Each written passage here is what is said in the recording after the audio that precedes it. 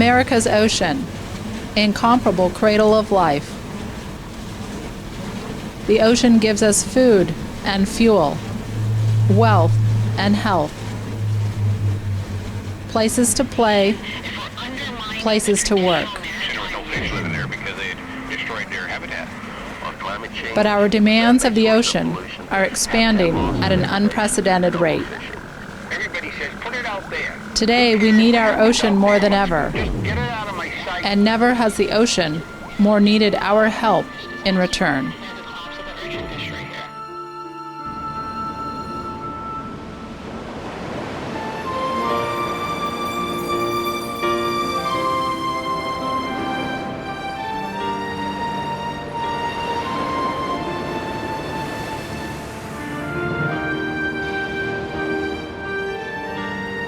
In 2010, the United States adopted its first ever national ocean policy, a policy that now calls for bringing together people from across the societal spectrum to carry out a new, far-sighted strategy for sustaining the country's ocean, coasts, and Great Lakes. It is founded on a branch of conservation, more formally known as ecosystem-based management, more simply, as a common-sense approach to preserving life. It is backed by science and based on the needs of the human community in balance with that of its ecological provider, the sea. To meet some of the movement's pioneers, we will journey from coast to coast, as well as the land between. From the fishing community of Port Orford, Oregon, to farmers along the Mississippi River, to the Gulf of Mexico. From divers in the Florida Keys, to whale researchers and industrial shippers in Massachusetts Bay. All are now practicing a new philosophy of marine stewardship, of prosperity through preservation.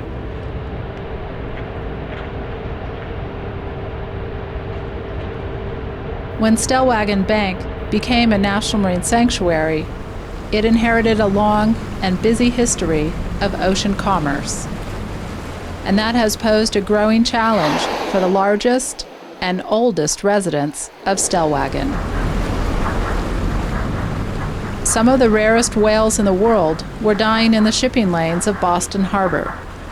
So port authorities, scientists, and the shipping industry together set out to save them.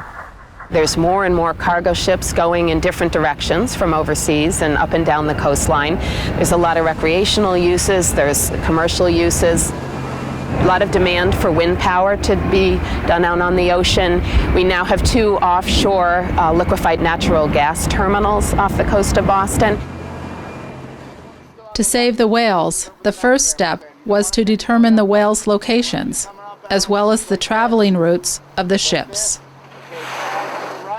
To determine the whales' whereabouts, the sanctuary crew employed a new device called a D-tag, a miniature computer harmlessly fastened to the whales with suction cups. The data collected from the D-tag gave scientists a new perspective of the whales' underwater world. But the D-tag allows us to get down to the bottom and see that, in fact, they are doing this sort of rolling behavior and feeding on what you're seeing here, which is the sand lands right along the bottom, sometimes during the day, mainly at night. When the researchers then overlaid the shipping lanes, they saw deadly collisions waiting to happen. So we decided it'd be a good idea, very smart, to try to move the shipping lanes from areas that whales used a lot to areas that the whales used with much less frequencies. Wiley's solutions sounded good for the whales, but what about the shippers? Our initial response to the proposed shift in the traffic lanes was guarded, and then we had some concerns for navigational safety. The Stellwagen crew and the shipping industry teamed up to find a solution everybody could live with. We'd rework the data, and after about 6 months, we came to an agreement of what we thought would be a particular configuration for the shipping lanes that would give us very good conservation benefit for right whales and the other endangered whales, and also would have minimal impact upon the shipping industry. The lane was shifted north to come in a direction like this. This would represent what the new shipping lane looks like as opposed to the old one. And there have not been any incidents, so. The last thing that we want to do is to harm one of the animals with a ship. And nobody wants to do that. The shippers don't want to do that. The pilots don't want to do that when they're on the ship. So we want to take the steps, and we educate the captains and everybody involved so that risk is reduced. With nearly 100% voluntary compliance from the shipping industry, Boston became the first port in the nation to change its shipping routes to protect marine mammals. But there would be little time for celebration. At the same time the shipping lanes were moved to accommodate the whales, liquid natural gas companies were planning new deepwater ports in close proximity to the sanctuary.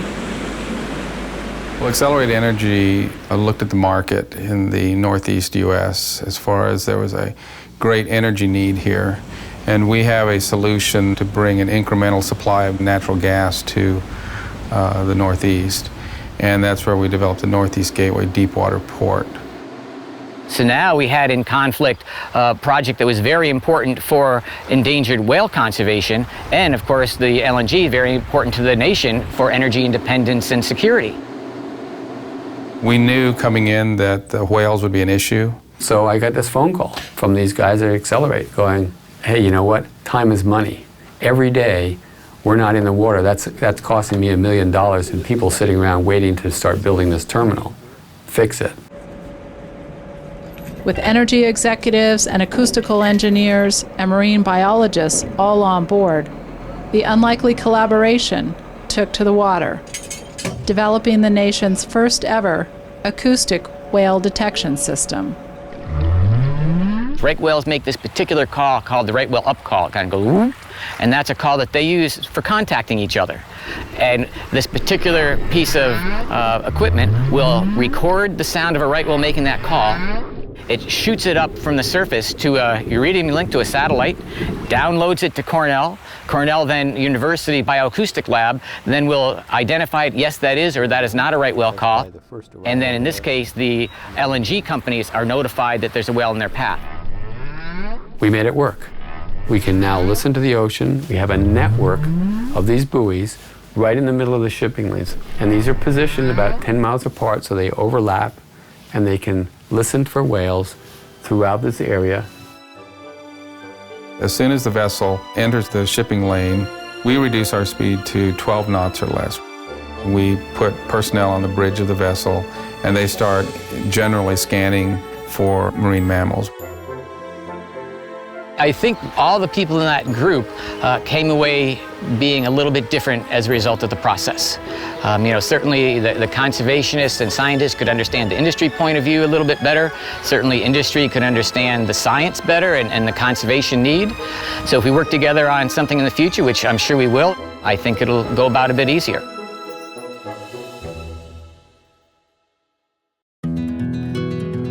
Rarely, though, does the intersection of ocean stewardship and societal demands meld so seamlessly. And nowhere has a challenge been so deeply tested than in America's most beloved coral reef, where businesses depending on the ocean have collided in the Florida Keys. I used to get calls by the dive operators who would be complaining about the charter fishing boats that would troll close to the reef, and their fish would get hooked on and they would wrap around divers, and I would get calls from families that were upset that people were spearfishing right next to them at one of the reefs, or I'd get calls from dive charter boats who had tropical fish collectors collecting right on the top of the reefs where they were. So there were all these conflicts in these areas. 20 years ago, Billy Causey went from earning his living catching fish to protecting fish as the first manager of the Florida Keys National Marine Sanctuary. The immediate response from Causey's own community would come to symbolize the rough waters of marine conservation in a world of competing uses. The process got so contentious in 1992 that I was hung in effigy. And I don't really like to talk about that because it was a tough day for me. So I was part of the crowd with the rope and the crosses at first outside of Billy Causey's window when they hung him in effigy. Causey forged ahead, forming the nation's first Sanctuary Advisory Council, gathering all that had a stake in the health of the Keys. I understand where you're coming from, and The council adopted a special set of marine zones to protect the Keys' sensitive reefs by separating conflicting uses.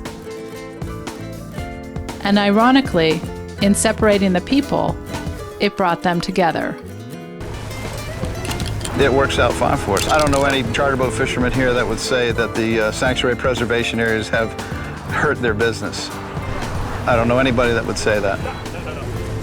Anybody who doesn't revisit a decision that you have a question about makes a big mistake in life. So I revisited that decision and said, well, maybe it was the right thing because I'm still catching fish here. I'm not fishing there, but I'm still catching fish there. So what did it really take away from me? So is it really hurting me? No, and if it does some good, so much the better. And then when you see that it does some good, you said, hey, maybe we should close some other areas. The tourists that come down here spend $1.2 billion every year, and that's before the economic multipliers kick in. Someone has to be here to keep a pulse on this environment while the 4 million visitors come down every year to enjoy this environment. It really worked out, in our best interest that they're protecting these resources because what they protect helps us in the long run.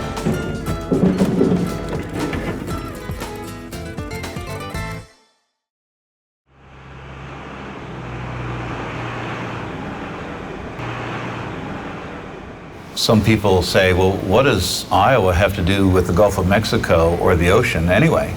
And we say, well, about 200 million gallons every minute. There's an enormous impact. Iowa is one of 31 states whose waters flow into the Gulf of Mexico via the mighty Mississippi River. These waters carry rain and soil, as well as the many effluents of humanity, from chemical plants in Baton Rouge to fertilized lawns in suburban Memphis, to pig farms and cornfields in the upper Midwest. And after decades of such burden, the once fertile Gulf has begun to falter. Its wetlands vanishing by the minute, its waters rendered dead from too many contaminants flowing downstream.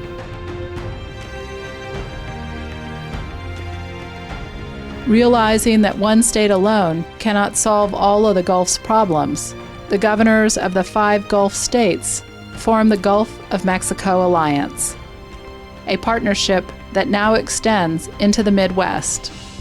Basically try to move from a system of state-by-state governance of the Gulf of Mexico to one on a more regional basis. And we've extended that partnership up into the watershed of the Mississippi River.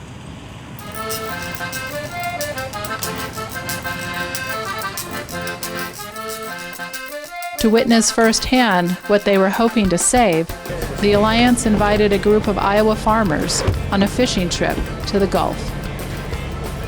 I've been doing this for 20 years, and I don't think I've had Iowa farmers on a boat. I've had just about everybody else, from rock stars to country music singers to Oklahoma tourists, but no Iowa farmers.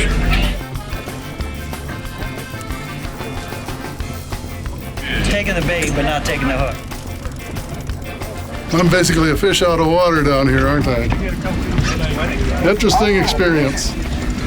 Well, I guess I didn't realize the value of it as far as the fishing industry and that sort of thing. How important it is. Okay. So you're holding back here? Yes, sir, right here behind us. Wow, they are. Sandy field. Got them? Rough field, Tom? Yeah. It shows that People throughout this country understand that we need to work together to solve problems that extend well beyond the boundaries of our state. Right now, we're developing what's called nutrient reduction wetlands. And these wetlands are placed below a farming watershed, and that water then sits in these wetlands for a short period of time. Those wetlands reduce the amount of nitrogen in that water. As that water leaves, it has 40 to 70% less nitrogen than it did as it came in. Iowa's plan for restoring the health of the Gulf now calls for the construction of 2,000 to 3,000 wetlands. The first wetlands already in place turn out to be not only remarkable water filters, but also essential wildlife habitat. Oh, there they are. That's a pair of trumpeter swans. They came into the area about 3 years ago, the first pair. They've raised several offspring over the last 3 years, and the story was out that they might have been the first pair that nested outside of captivity in Boone County. And they've come back 3 years in a row, so I'm pretty proud of them. I've always thought that we got to do everything we can do to try to keep everything rolling and working, even if it's down in New Orleans. If it's our fault, we want to fix it. We need a healthy marine environment, and we need resilient coastlines.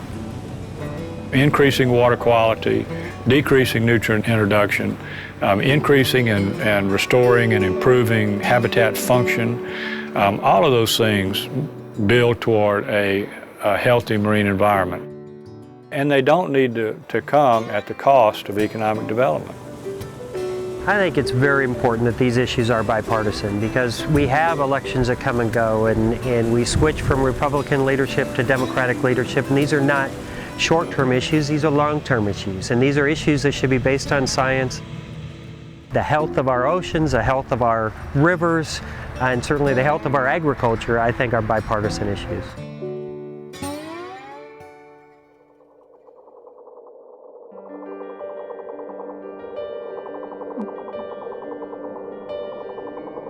The new commitment to ocean stewardship is perhaps most intimately witnessed in the small fishing community of Port Orford, Oregon.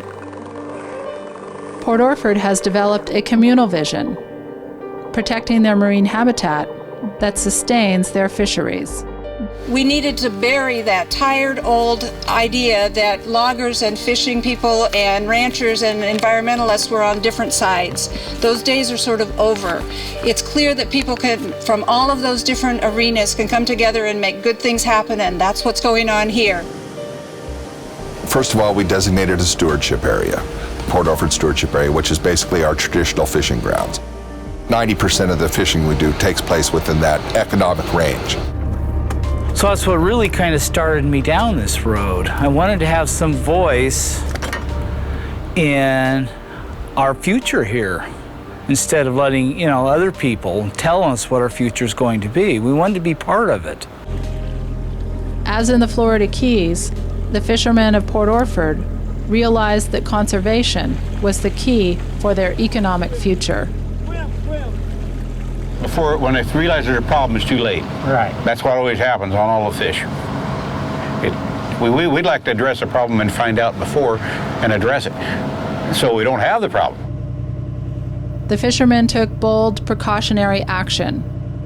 They designated Oregon's first marine reserve, which prohibits any extractive activities, including fishing.